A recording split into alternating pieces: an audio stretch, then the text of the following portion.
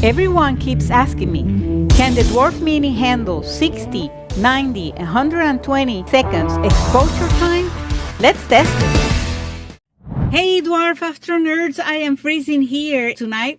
I want to do another test with the Dwarf Mini, and this time it's going to be using the shutter speed 60 seconds, gain 60. Also, I tested it using the 90 seconds shutter speed and also the 2 minutes, as it has the capability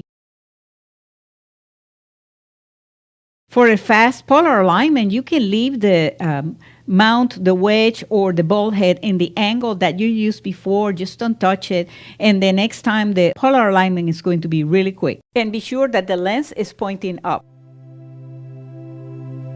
Before going to the Sky Atlas, be sure that you have the dark frames for the settings that you're going to take. I didn't have them, so I have to take them before going to the Sky Atlas. Okay, time to do the polar alignment here. After taking the darks, now I am going to do the polar alignment, and as you can see, I already have the tripod and the ball head in the right angle, so all I did was to install the telescope, put the lens up, and then all I have to do is just minor adjustments, and I will get a polar alignment on the first try quickly. Wow, that's actually very good. And 2 to the right. So let me go ahead and do this. Regardless of the wedge or mount or ball head that you're using, just be sure to hold steady the telescope and do some minor adjustments. We're talking just about maybe a few degrees, and that way you are going to get the polar alignment fast, without frustrations, and ready to start the imaging session. Be sure to check on the description the links that I am using the K&F tripods. And look at that excellent alignment. What are you called? Thank you. Okay. Members, be sure that you check your perk section. That's where these links are, okay? If you missed the video, it's okay, but you need to go to the perks section in the membership program, and there you're going to find all the links. Thanks for your support. For this test, I decided the Heart Nebula IC 1805. The telescope was very fast and precise, so I am already tracking the nebula, and all I'm checking now is the parameters. And be sure that you use the quick apply setting, and that way you're going to know if your dark frames are fine.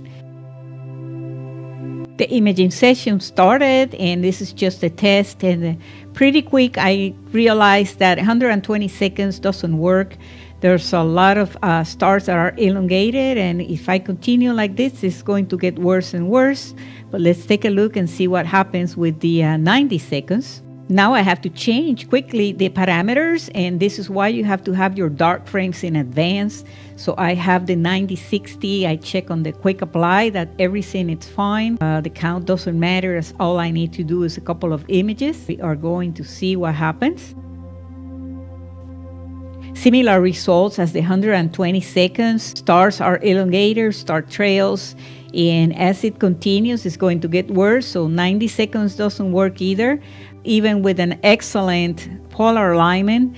So I think now it's time to go back to the 60 seconds, which I think it's more reasonable for this telescope. And this probably will be the maximum that this telescope can do. As I don't have much time, it's going to be bad weather for the next few days. I decided to change the target. This one, it's the Christmas star cluster, which has a lot of nebulosity. So I have to change the parameters very quick. I was ready with my dark frames, shutter speed 60, gain 60.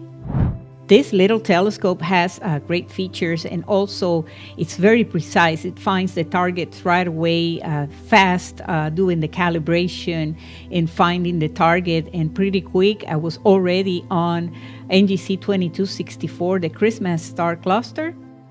Something else that is very important here is that I disabled the mandatory calibration. And this is if you're going to do multiple tests or multiple targets in one night. That way you don't have to do a complete whole calibration, so you can just go from one target to the other one. Just be sure that you don't move the telescope, don't touch it, don't do anything. Just leave it in that position and you are going to be able to go to the next target very quick. Now I am at 60 shutter speed, 60 gain. And as you can see, the telescope is already tracking, and I just finished the parameters, and now it's just time to take the first image and see. And the first one is absolutely beautiful. We're going to wait for a couple of the stack frames to see it, but right now the stars are looking good. They look rounded and clean. I am very happy with the result of the 60 seconds and the stars. Like I said, they're going to be a little bit bloated, but that's normal for any telescope. Okay, capture complete. Actually, this is very good. I'm not going to edit right now. I'm just going to stop the tracking here and go and get the poor telescope that it's out there. Freezing. It's about probably 18 degrees right now.